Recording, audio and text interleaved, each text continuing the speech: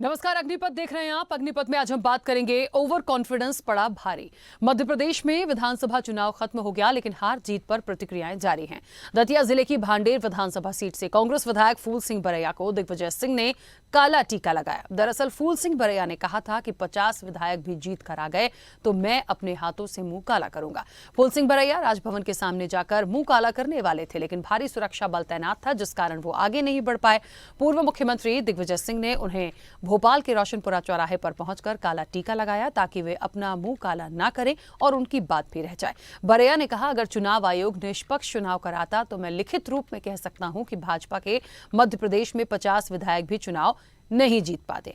फूल Singh Baraiya Bhander seat से कांग्रेस के ticket पर चुनाव लड़े थे और 29,438 वोटों से चुनाव जीत भी गए। उन्होंने बीजेपी के घनश्याम पिरौनिया को मात दी है। देखिए, भले ही बरैया चुनाव आयोग पर सवाल उठा रहे हो, लेकिन सवाल कांग्रेस के ओवर कॉन्फिडेंस का भी दिखता है। सवाल लाजमी है कि ये कॉन्फिडेंस था या ओवर कॉन्फिडेंस, लेकिन इन सब के बीच अब मुंह काला करने के क्या मायने हैं और दिग्गज क्या दिखाना चाहते हैं, इसी पर चर्चा को भी आगे बढ़ाएंगे। हमारे साथ तमाम मेहमान जुड़ेंगे। उससे पहले कुछ प्रतिक्रिया है, वो भी आपको सुनाते हैं। आदरणीय बरैया जी ने अपना वचन निभाया है और उसके बाद मैं उनसे प्रार्थना करूंगा कि आज वो अपनी बात पे कायम रहते हुए वे आज राजभवन पर अपना वादा निभाने के लिए जा रहे थे, लेकिन क्योंकि मध्य प्रदेश सरकार घबराई हुई है। कालिक तो ईवीएम पर पोती गई है, जिसके माध्यम से भाजपा ने जनादेश को लूटा है। मध्य प्रदेश में बच्चा बच्चा कह रहा है कि हमने कांग्रेस पार्टी को वोट दिया है। हर व्यक्ति अपने आप को ठगा हुआ महसूस कर रहा है और ये बात जब पोस्टल बैलेट जो कर्मचारियों के वोट हैं उसमें साबित हुई कि 230 विधानसभाओं में से 199 सीटों पर कर्मचारियों ने कांग्रेस को वोट किया है। कर्मचारी वो वर्ग है जो परंपरागत तौर पर भाजपा के साथ रहा है। अगर हमने उनका दिल जीता है तो हम ये कैसे मान लें कि मध्य प्रदेश में हमने किसानों का दिल नहीं जीत पाए, हम माताओं बहनों का दिल नहीं जीत पाए, युवाओं का दिल नहीं जीत पाए। तो मध्य प्रदेश में जो ईवीएम के माध्यम से भाजपा ने जनादेश की लूट की है, उसके खिलाफ ये ईवीएम पर काली पोती गई है। और फूल सिंह बरैया जी ने जिस प्रकार से उस आंदोलन को संभाला है, वो इस नज़र से देखा जाना चाहिए। देखिए, ये कॉन्फिडेंस था, ओवर कॉन्फिडेंस था, इसको एक तरफ रख दीजिए, लेकिन जिस तरह से बात की गई थी बड़ी दमदारी के साथ की गई थी, लेकिन इसके उलट हुआ। अब लगातार देखिए, जब से ये तमाम चीजें आई हैं, बात ईवीएम पे भी आ रही है, बात इस पे भी आ रही है, बैलेट पेपर पे भी आ रही है, बालाघाट की घटना हुई थी उस पर सवाल उठे थे। मुझे लगता है इन सबके बीच में इतना होने के बावजूद भी फूल सिंह बरैया ने आज इस तरह की बातें की हैं। उन्होंने कहा कि यदि निष्पक्ष रूप से चुनाव आयोग चुनाव को करा दे यदि, तो बीजेपी वाकई में मैं लिखित में दे सकता हूं कि 50 विधायक से ज्यादा कभी आ ही नहीं सकते। वो भी बड़ी बात है। तो क्या हमें दोबारा चुनाव कराना पड़ेगा या फिर हम इसको कैसे मैनेज करेंगे? और फिर चुनाव आयोग पे भी सवाल उठा रहे हैं। देखिए, जो कुछ भी हुआ है मैं डिनाई नहीं करती हूं। यदि इनको ऐसा लगता है कि हुआ है तो वो उनका अधिकार है, उनकी हार हुई है, वो बोल सकते हैं। लेकिन बीजेपी के जो मंत्री हारे हैं, क्या वहां पे ईवीएम का फैक्टर नहीं चला? दूसरे स्टेट्स में हम जाते हैं जहां कांग्रेस की सरकार होती, क्या वहां ईवीएम का फैक्टर नहीं चला? तो बहुत सारी बातें हैं जो एक क्वेश्चनेबल होती हैं। इस चर्चा को आगे बढ़ाएंगे। हमारे साथ मेहमान जुड़े हैं। सबसे पहले आपका परिचय करा दें। भारतीय जनता पार्टी का पक्ष रखने के लिए गीत धीर जी हमारे साथ जुड़े हैं। गीत जी, बहुत स्वागत चर्चा में जुड़ने के लिए। और कांग्रेस का पक्ष रखने के लिए संजय शर्मा हमारे साथ जुड़े हैं। संजय जी, आपका भी बहुत स्वागत है। चर्चा की शुरुआत संजय जी आपसे करना चाहूंगी, क्योंकि जो मामला निकल कर आया वो कांग्रेस के विधायक फूल सिंह बरैया जो कि जीत कर आए हैं। मुझे लगता है उन्होंने जो कहा था उसके अकॉर्डिंग आज ठीक है, सांकेतिक मुंह काला किया गया, काला तिलक उनको दिग्विजय सिंह ने लगाया, यहां तक तो ठीक था। पर अभी भी ये सब बातें करना कि निष्पक्ष चुनाव यदि चुनाव आयोग करा ले तो 50 से ज्यादा नहीं आएंगे, मैं इसे लिखित में दे सकता हूं, एक बार ये देखने के बाद उसके बाद भी ये दावा हो रहा है। भारतीय जनता पार्टी के कुछ स्टेटमेंट्स मैंने सुने थे आपसे कुछ देर पहले, इस मैटर पे बहुत कुछ आया दिन भर में। तो बीजेपी कह रही है कि पूरा का पूरा दोष कमलनाथ जी का ही है। फूल सिंह जी बरैया ने अपना जो वचन था वो निभाया। एक जन नेता के रूप में जो उन्होंने एक अपनी विचारधारा, जिस विचारधारा के अंतर्गत वो चुनाव लड़ रहे थे, और उनका जो एक पुराना अनुभव था, वो दलित समाज के बड़े नेता माने जाते हैं, पूरे मध्य प्रदेश में वो भ्रमण करते हैं, उनका एक अनुभव था, उनका एक मानना था कि भारतीय जनता पार्टी इस चुनाव में, जहां सत्ता विरोधी इतना माहौल है, जहां आदिवासियों पर साथ प्रताड़ना हो रही है और दलितों के साथ हो रही है, भ्रष्टाचार है, घोटाले है, तो ये उनका एक अनुमान था, अनुभव था कि 50 सीट से ज्यादा भारतीय जनता पार्टी को नहीं आ रही है, और अगर आ जाएगी तो मैं अपना मुंह काला करूंगा। उन्होंने अपना वचन निभाया। माननीय दिग्विजय सिंह जी ने जाकर उनके जो एक जन नेता के रूप में जो अपना वचन निभा रहे थे, उसमें उन्होंने एक टीका लगाकर और उनके साथ में जो उनकी जो भावनाओं के अनुरूप जो उनका एक वचन था, उन्होंने जो राजभवन के सामने जाके करना था, उसको उन्होंने अपना फर्ज निभाया। रहा सवाल उनका कॉन्फिडेंस या कॉन्फिडेंस जो भी आप बता रहे हैं या भारतीय जनता पार्टी बता रही है, जिस तरह के आरोप जो ये लगा रहे हैं, तो उसके लिए मैं इतना ही कहूंगा कि अगर इतना सब कुछ है, अगर पूरे देश के अंदर एक छत्तीसगढ़ का बहुजन समाज पार्टी का उम्मीदवार अगर ये कहता है कि मैंने तो मेरा वोट तो कम से कम मैंने खुद ने डाला होगा, बाकी मेरे जो बूथ पे मेरा वोट भी नहीं बता रहे हैं, शून्य बता रहे हैं, इसका जवाब दे दे चुनाव आयोग। एक उम्मीदवार पूछ रहा है, कांग्रेस नहीं बसपा का उम्मीदवार पूछ रहा है, जो समाचार पत्रों में छपा है कि मैंने तो मेरा खुद का तो वोट दिया ही दिया है, मेरे परिवार ने भी दिया था, अगर उनने नहीं दिया तो मेरे खुद को अपने आप को दिया, जिसका मेरे पास स्क्रीनशॉट है, मैंने अपने आप को वोट दिया है, वो वोट भी मुझे नहीं दिख रहा, वहां तो शून्य बताया उस बूथ पे बसपा को। तो ये चीज जो सामने है, तो उनका ये कॉन्फिडेंस है कि आज अगर बैलेट पेपर से चुनाव हो जाए तो भारतीय जनता पार्टी को 50 सीट भी नहीं मिलेगी। भारतीय जनता पार्टी इस चुनौती को स्वीकार कर ले और बैलेट पेपर से चुनाव करा ले, सच्चाई उनके सामने आ जाएगी, कोई और कॉन्फिडेंस नहीं है। क्यों? क्योंकि जनता ने 3 दिसंबर को जैसी घोषणा हुई थी कि दीपावली के पूर्व जो है राष्ट्रीय नेता मध्य प्रदेश में दौरे पे थे कि यहाँ पे दीपावली के बाद में एक दीपावली 3 तारीख को मनेगी, तो निश्चित रूप से मनना थी, क्यों नहीं मनी? जब 2/3 बहुमत आपको मिल रहा है, सुबह 9:30 बजे तक 199 सीटों पे बैलेट के चुनाव पे कांग्रेस पार्टी आगे है और 66 सीट पे भाजपा थी, और उसके बाद में अगले आधे घंटे के अंदर जो है परिणाम बदलता है, और कई राष्ट्रीय चैनल जो कि पहले से ही 2 दिन पहले से जिन्होंने भूमिका बनाई थी, और उन्होंने सुबह आधे घंटे में 10:30 बजे पूरी सरकार बनाने, तीनों राज्यों में बनाने की घोषणा कर दी थी, जबकि पहले राउंड भी पूर्ण नहीं हुए थे। तो ये सब जो घटनाक्रम घटित हुए हैं, यह जो पूर्व में जो दिख रहे हैं, बालाघाट की घटना से लेकर सब, तो ये जनता के अंदर भ्रम है। 3 तारीख को दीपावली मनना थी। आज गांवों के अंदर आप जाइए, आज ही बिजली के बिल बटे हैं, लोग बाग ठीक है संजय जी, बैठा हुआ है। बात रखने का अधिकार बिल्कुल कांग्रेस को है, कहीं आपको ऐसा लग रहा है बिल्कुल आप बोल सकते हैं, दावा भी कर सकते हैं, लेकिन यदि ऐसा होता तो बीजेपी अपने मंत्रियों को भी जिता ही लेती ना। ऐसा है, मेरा एक तरीका होता है, हम तो मैं खुद एक एडवोकेट भी हूं का, जिसको ये मैं तार्किक रूप से नहीं कह सकता और ना मैं इसको प्रमाणित भी नहीं कर सकता हूँ। एक चर्चा रहती है, जो चर्चाओं में होता है कि कभी किसी को मारा जाता है 3 गोली, तो एक गोली खुद के पैर पे भी मारी जाती है, ये बताने के लिए कि पहले उसने मारा था, उसके बाद मैंने इनकाउंटर। ये एक सिस्टम होता है जो कमलनाथ जी ने स्पष्ट कहा है। उन्होंने इसका भी जवाब दिया है कि जो विधायक आए थे, जो हमारे विधानसभा के उम्मीदवार थे, जीते हुए और हारे हुए, जो दोनों जो आए थे वहां पर, उन्होंने एक बात कही कि वहां पे हर विधानसभा क्षेत्र में कहीं पे 50, कहीं पे 100, कहीं पे 80 ईवीएम मशीन 99% चार्ज निकली है, बाकी मशीनें नहीं निकली। जो दिन भर 10 घंटे वोटिंग डलाने के बाद अगर होती तो भी सभी मशीनें एक जैसी होना थी, 99%, कोई जगह 100 हुई, कोई जगह 50 हुई, कोई जगह 80 हुई। तो ये जो घटनाक्रम है, ये बताता है कि हर बूथ पे नहीं है, यह माइक्रो मैनेजमेंट में भारतीय ऐसा माना जा सकता है कि कुछ बूथों को टारगेट करके वहां पे कहीं 100 वोट का, कहीं 50 वोट का हो सकता है। एक बुजुर्ग ने, आज मैं आपको अपना लेटेस्ट आज का ये जो बरिया जी के बाद का घटनाक्रम बताता हूँ। राष्ट्रीय संत कमल मुनि जी हमारे यहाँ पाताल पानी में आए थे, मैं उनके दर्शन करने गया। वहां पर एक गांव के बुजुर्ग ने एक जवाब पूछा था, क्यों दादा हमके ये बताई दो कि चांद का ऊपर जब वो मशीन में से वो निकल के गिर रहे हो, तो अपने यहाँ टीवी पे देख ही रहा था, वो जब यहाँ बैठे बैठे अपने कंप्यूटर पे दिखे तो इन्हीं मशीन ना का वोट में भी था हमारा वोट आई वही हुई से कि नहीं हुई से।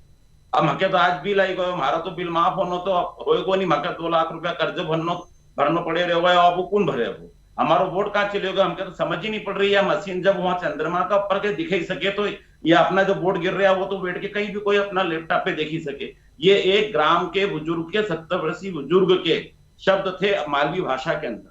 तो ये एक जो एक भ्रम और एक भ्रांति जो जनता के बीच में भी मैसेज है, जब कल मैं इंदौर में भी था, इंदौर के अंदर भी हर व्यक्ति यही कह रहा है, 3 नंबर विधानसभा के एक क्षेत्र में थे कि हमें यही नहीं मालूम कि हमारा वोट कहाँ गया। भाई दीपावली बननी थी, उत्सव मनना था, 2/3 बहुमत छोटा नहीं होता है। जितनी फटाके की दुकान थी सब खाली हो जाती, जनता सड़क पे आ जानी थी, गांवों में जनता सड़क पे आ जानी थी, लाडली बहनें सब सड़क पे आ जानी थी कि हमारे को दोबारा से मिले, हमने चुनाव जीता दिया, हुआ। ये जश्न मना क्या, ये समाज मीडिया को भी ये देखना चाहिए और इस पर भी चिंतन करना चाहिए। भाई जनता के मन में अगर भ्रम है तो भ्रम दूर करने का काम भी सरकार का है कि ठीक है। जब ग्राम सरकार, बुजुर्ग व्यक्ति का एक सवाल था कि गांव की सरकार जब बैलेट पेपर जब चुनते हैं, ग्राम पंचायत सहकारिता के चुनाव जब बैलेट पेपर पे होते हैं, तो देश का चुनाव बैलेट पेपर करे लो, नहीं कहीं दिक्कत। ठीक है, चलिए, जो जनता के मन में संदेह। बिल्कुल गीत जी, बहुत कुछ हुआ है। देखिए, सांकेतिक रूप से मुंह काला करने की बात हुई, अब ये ओवर कॉन्फिडेंस था, मैं इस पे बहुत ज्यादा नहीं जाऊंगी, लेकिन बीजेपी कहीं ना कहीं कमलनाथ जी का ही दोष बता रही है और अभी बहुत सारी चीजों पे ले देखे ईवीएम और पूरे चुनावी प्रक्रिया पे सवाल उठे। देखिए, आपके जो सवाल हैं वो बिल्कुल सही है। पहली बात तो बीजेपी ने किसी भी प्रकार का कोई आरोप नहीं लगाया और कांग्रेस के लिए, जैसा कि संजय भाई बोल रहे थे, संजय भाई एक बात मैं और क्लियर करता हूं, ये जान के मुझे प्रसन्नता भी हुई कि आप भी एडवोकेट हैं लेकिन कानून को नहीं समझते, क्योंकि मैं भी एडवोकेट हूं और वो भी बॉम्बे हाई कोर्ट का। मैं ये नहीं बोल रहा बड़ा छोटा, मैं तो बहुत छोटा सा व्यक्ति मानता हूँ और छोटा भाई के रूप में ही आपसे आग्रह भी कर रहा हूँ कि कानून व्यवस्था के ऊपर मुझे पूरा विश्वास है और आपको भी होना ही चाहिए। दूसरी बात, अगर आपको ईवीएम के ऊपर भरोसा नहीं है तो तेलंगाना में भी तो आप उसी के माध्यम से जीते हैं, बोल दीजिए हम सरकार नहीं बनाएंगे, वहाँ पर भी हम बैलेट पेपर से वापस से चुनाव करवाना चाहते हैं। पिछले 5 साल के अगर हम आंकड़े उठा के देखें तो राजस्थान में जो पिछली बार आपकी सरकार आई थी, वहाँ पर भी आप जो बोल रहे हैं ईवीएम के ऊपर दोष डाल रहे हैं, वो ईवीएम अगर गलत थे तो वहाँ पर आपकी सरकार कैसे बनी। हिमाचल में, बाकी जगहों पर आपके राहुल गांधी जी भी ईवीएम की बात करते हैं, तो आपकी सरकारें वहाँ पर कैसे बनी? क्या वहाँ पे भारतीय जनता पार्टी चुनाव नहीं लड़ रही थी? ये महत्वपूर्ण सवाल है। और जनता देखिए मूर्ख नहीं है, मैं बार बार बोलता हूँ, मेरे देश की जनता, मेरे प्रदेश की जनता बहुत समझदार है और कांग्रेस के छल में, कांग्रेस की चाल में आने वाली नहीं है। जहाँ तक के बात आती है संजय भाई, आपने एक और चीज़ जिसके ऊपर देखिए, कांग्रेस का ओवर कॉन्फिडेंस नहीं था, कांग्रेस गुंडागर्दी कर रही थी, जो भोपाल के उत्तर विधानसभा क्षेत्र में भी एक आदमी का हाथ काटने से एक बार फिर सिद्ध होती है। उसके लिए देखिए न्यायिक प्रक्रिया भी है और ईवीएम की भी अगर हम बात करें तो ईवीएम हैक करने पर भी 1 लाख रुपए का इनाम है। आप क्यों नहीं उस 1 लाख रुपए की राशि को ट्राई करने के लिए अपने किसी व्यक्ति को भेजते? और मैं तो बोलता हूं किसी एक व्यक्ति को क्यों, सबको भेजिए, शायद कोई हैक कर ले और शायद वो इनाम की राशि ले जाओ, ताकि उसको और जो है सुरक्षित बनाया जा सके। आज तक तो कोई हैक नहीं कर पाया। दूसरी बात, अगर आपको डाउट है, संदेह है, तो शोर करने और आंदोलन करने से क्या होगा, उसकी भी न्यायिक प्रक्रिया मेरे से बेहतर आप भी समझते होंगे, क्योंकि मैं भी एक वकील हूं, आप भी एक वकील हैं और आपकी पार्टी में तो अभी और कोई काम नहीं बचा है। तो मैं आपको उस तरफ भी अग्रसित होने के लिए निवेदन करता हूं कि देखिए, आपके नेता जो हैं उनकी भी गरिमा रहे और लोकतंत्र में इस प्रकार की जब बातें आती हैं, भाषा का उपयोग होता है, वो भी दिग्विजय सिंह जी के द्वारा, मैं उनको भी आदरपूर्वक कह रहा हूं, दिग्विजय सिंह जी कह रहा हूं, पूर्व मुख्यमंत्री आदर दे रहा हूं, माननीय विधायक हैं यहाँ पर फूल सिंह बरैया जी भी, ये सब न्यूज़ में बने रहना कि अब तो हमारे पास कोई बचा ही नहीं। देखिए, पहले तो आपके पास जीतू पटवारी जी, आपके कमलेश्वर पटेल, सज्जन सिंह वर्मा, कई लोग थे जो आपकी शायद पार्टी को अपने कंधे पे लेकर चल दे जाते, लेकिन अब तो कुछ भी नहीं बचा। अब तो हार भी हुई है और स्वीकार करना चाहिए। वैसे भी एक कहावत है ना, पैरों के नीचे ज़मीन नहीं फिर भी हमें यकीन नहीं। तो कांग्रेस के साथ कुछ ऐसा ही हो रहा है कि कांग्रेस अभी भी इसको एक्सेप्ट करने को तैयार नहीं है और कांग्रेस को ये एक्सेप्ट करने में कोई तकलीफ नहीं होनी चाहिए, क्योंकि जनता का मैंडेट है, ये बहनों का मैंडेट है, ये उन किसानों का मैंडेट है, ये उन युवाओं का मैंडेट है जिनके साथ में कांग्रेस ने छल किया था, और उन अतिथि शिक्षकों के साथ में आपने छल किया था, उन कृषकों के साथ में आपने छल किया था। आपने फिर से एक बार मैं फिर बताता हूँ प्रमाण के साथ में, आपने बोला कि इस बार हम कृषकों का जो कर्जा है माफ़ कर देंगे, यानी कि पिछली बार आपने नहीं किया था। बहुत सारी चीज़ें, मैं डिटेल में नहीं जाऊँगा इनके कि कितना हुआ, क्या हुआ, नहीं हुआ, लेकिन साहब इस प्रकार की चीज़ें क्यों? आप जो है जब चुनाव आते हैं तो हिंदुत्व की बात पे आ जाते हैं। और एक बात बताइए, मैं फिर आदर करता हूं और इसको सम्मानजनक तरीके से ही देखा जाए, मैं आपसे आग्रह करता हूं, कमलनाथ जी बहुत बड़े हनुमान भक्त हैं, मैं भी उनका आदर करता हूं इस चीज़ पे, लेकिन ऐसा कौन करता है कि भगवान की फ़ोटो कई केक बनाया, उस केक को, फ़ोटो को खा लिया? ये तो देखिए आपत्तिजनक भी है। अगर हम धर्म की और आस्था की बात करें, किसी भी धर्म का निरादरण नहीं होना चाहिए। तो कांग्रेस हमेशा से चीज़ों को, मुद्दों को सिर्फ राजनीतिक दृष्टिकोण से उठाती है और कहीं ना कहीं उसका लाभ पाने के लिए कोशिश करती है। जनता इन सब चीज़ों को समझती है।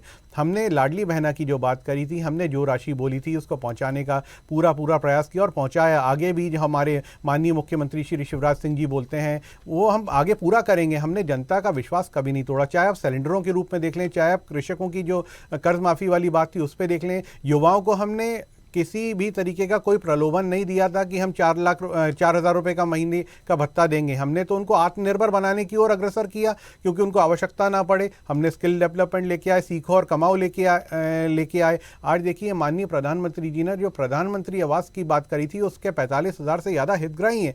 तो ये सब चीज़ें जो योजनाएं बनाई गई थी वो हितग्राहियों के लिए बनाई गई थी और उसका परिणाम मिला है जनता को। और जब जनता के लिए कोई योजना बनाई जाएगी और जनता को उसका हित मिलेगा, जनता भी समझदार है, मैंने फिर बोला था, और वही मैंडेट आपको ईवीएम में कैद होता हुआ दिखा है। और कहीं भी अगर ऐसी कोई बात आपको है, क्या लगता है ये कॉन्फिडेंस था उनका या ओवर कॉन्फिडेंस था? मतलब ये स्टेटमेंट 50 सीट वाला क्या बीजेपी किस तरह से लेती है इस स्टेटमेंट को? देखिए इसके दो एंगल्स हैं। एक तो कांग्रेस जो है हार स्वीकार करने के लिए तैयार नहीं रहती, चाहे छल से आए चाहे दबंगाई से आए। कांग्रेस के अंदर ये बहुत बड़ी गलतफहमी थी कि हम जीत जाएंगे, क्योंकि जनता के लिए बिना काम किए ये संभव था ही नहीं। जहाँ तक कि बीजेपी की बात है, इस पर टिप्पणी करने की बजाय हम लोग कार्य में लगे रहे। हमने जनता के लिए और बेहतर कार्य कैसे किया जाए इस पर ध्यान दिया। अब यहाँ पर मीडिया के ऊपर भी कांग्रेस जो है वो आरोप लगाती है, ईवीएम के ऊपर यानी कि चुनाव आयोग के ऊपर भी जो है आरोप लगाती है, लेकिन इसकी न्यायिक प्रक्रिया में क्यों नहीं जाती? तो सीधी सी बात है कि उनका कॉन्फिडेंस और ओवर कॉन्फिडेंस की बात ही नहीं थी।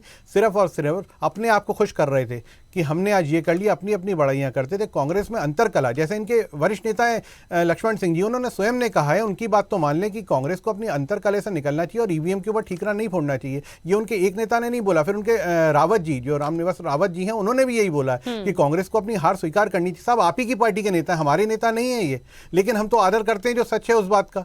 तो मैं तो आपके नेताओं की बात आप ही को बता रहा हूं, और मैं कहीं ना कहीं ये भी बोलूंगा कि ये लोग भी आपके वरिष्ठ नेता हैं, इन लोगों की बात का ध्यान रखिए। दिग्विजय सिंह जी के सगे भाई हैं लक्ष्मण सिंह जी, और उन्होंने एक बार नहीं चैनलों के माध्यम से सबके सामने आके ये बात स्वीकारी है कि हाँ ईवीएम के ऊपर कोई दोष नहीं है। तो आप ही स्वयं बताइए कि साहब आपकी सरकार है। मेरा सवाल भी है संजय जी से, एक बड़े भाई के रूप में भी और निष्पक्ष नेता के रूप में भी। मैं भी आपको कांग्रेस पार्टी का प्रवक्ता नहीं देख रहा हूं संजय जी, आप ही उत्तर दीजिए कि तेलंगाना में फिर आप सरकार कैसे बना रहे हैं? ईवीएम से ही तो वहां आपकी जीत हुई है, बाकी राज्यों में क्या कर रहे हैं? बिल्कुल संजय जी, मुझे ऐसा लगता है आप अपनी बात तो रखिएगा, सवालों के जवाब दीजिएगा, लेकिन मैं आपसे भी ये जानना चाहती हूँ कि फूल सिंह बरैया ने क्या सोच के ये स्टेटमेंट दिया होगा? मतलब कॉन्फिडेंस था या ओवर कॉन्फिडेंस था? क्योंकि 50 सीट की बात उस स्टेट में हो रही है जहां की स्ट्रेटेजी बिल्कुल अलग थी। मतलब यदि बीजेपी नहीं भी आती तो भी मुझे लगता है 50+ सीटें तो होती। अब ये तो फूल सिंह जी बरैया का कॉन्फिडेंस था और कॉन्फिडेंस तो नहीं था। मैंने ये कहा है कि वो एक बड़े दलित नेता है, पूरे प्रदेश में वो घूमे। पिछले लंबे समय से कांग्रेस उन्होंने जब से ज्वाइन करी थी 8-10 साल से लगातार घूम रहे थे। पिछला चुनाव वो हारे भी थे। उनका एक अनुभव था, उनके अनुभव पे उन्होंने जो भी कहा, अगर वो चीज नहीं हुई तो उसको उन्होंने उस वचन को निभाया, अपना मुंह भी काला करा। उन्होंने एक स्वच्छ हाथों से अपने एक जन नेता की अपनी भूमिका को निभाया है। रहा सवाल भरोसा टूट रहा है, कोई जनमत टूट रहा है, ये जो एक संदेश है, सीधी सी बात है। मैंने एक बात कही है कि हम अगर 100% अगर कर लेंगे तो संविधान और लोकतंत्र ही खत्म हो जाएगा। कुछ जगह पर ये चीज जो उभर के सामने आई है। हमारे कमलनाथ जी ने भी ये नहीं कहा है, उन्होंने एक सवाल उठाया है कि हर विधानसभा में कहीं 50, कहीं 70, कहीं 100 ईवीएम की मशीन 99% चार्ज मिली है, बाकी नहीं मिली, जो कि 10-12 घंटे चली हुई। ये एक सवाल है। तो कहीं पे अगर बूथों को चयनित करके बहुमत का अपना आंकड़ा बना के हो सकता है, क्योंकि मशीन से हर कुछ चीज संभव है। और कुछ राज्य, छोटे राज्य या कुछ राज्य देने भी पड़ेंगे दिखाने के लिए कि भाई ये जवाब देने के लिए कि वहां आप जीते हो। तो ये समीकरण है, ये एक जो है बहस के मुद्दे, और ये बहस चलती रहेगी। सीधा सा मुद्दा है कि अगर चुनाव पंचायत का बैलेट पेपर पर हो सकता है, गांव की सरकार जो है बैलेट पेपर हो सकती है, तो देश की सरकार बैलेट पेपर से क्यों नहीं हो सकती? ये गांव एक सवाल किया था अभी गीत जी ने यहाँ पे संजय जी, क्योंकि समय हो गया, जल्दी से जवाब दीजिएगा। तेलंगाना में भी ऐसे ही कुछ चाहेंगे क्या? अमेरिका, जर्मनी, जो जहाँ पे ये जो ऐसे विकासशील देशों ने भी ईवीएम से चुनाव बंद कर बैलेट पेपर से शुरू कर दिए। ये दूसरी बात है।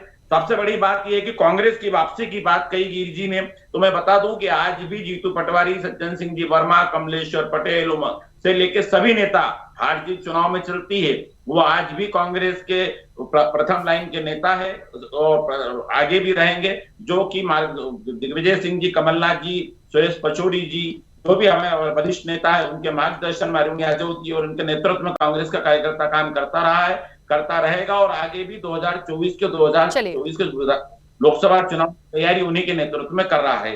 कांग्रेस, यह बता दूं कि कांग्रेस ने अंग्रेजों ने भी कहा था कि भारत कभी आजाद नहीं होगा, कांग्रेस ने देश को आजाद भी कराया था, तो कांग्रेस वापसी करना जानती है, कांग्रेस वापसी ठीक है करेगी। संजय जी, चलिए समय हो गया, गीत जी समय हो गया है, जल्दी से 10 सेकंड लूंगा आपके। बोलिए।